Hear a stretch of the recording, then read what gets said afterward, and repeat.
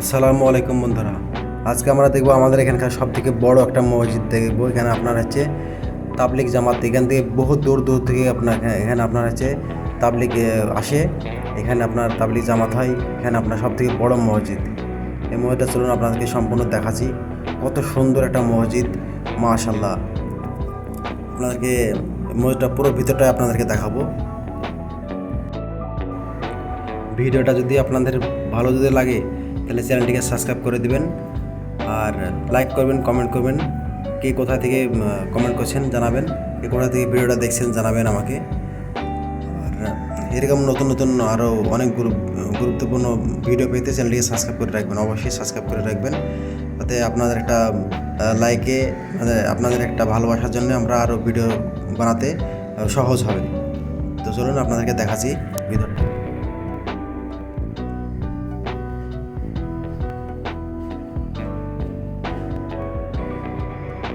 দেখেন এখানে আপনার হচ্ছে পানি রাখা আছে, মগ আছে। এখান থেকে আপনার পা আগে পরিষ্কার করে ধুয়ে নেবে, পাথরে ধোয়ার পরে কসলি ধোয়ার পরে তারপর আপনার ভিতরে যেতে হবে।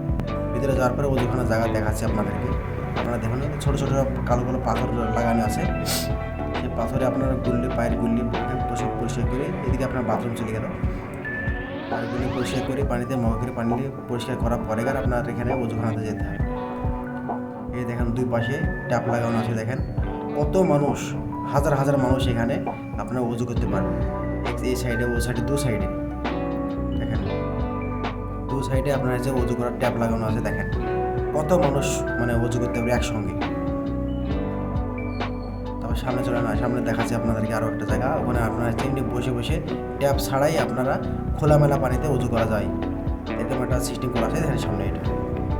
এখানে আপনার হচ্ছে অনেকগুলো মানুষ একসঙ্গে মানে খোলা পানিতে উজু করার জন্য কত সুন্দর করে তৈরি করা হয়েছে মসজিদটা।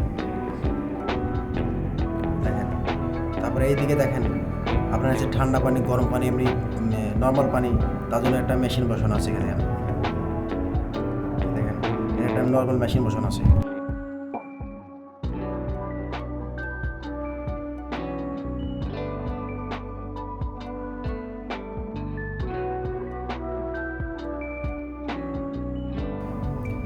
তারপরে আপনাদেরকে দেখাচ্ছি, দেখেন মসজিদের ভিতর কত সুন্দর নরম করে সব পাড়া আছে। সবের নিচে আপনার কত সুন্দর নরম।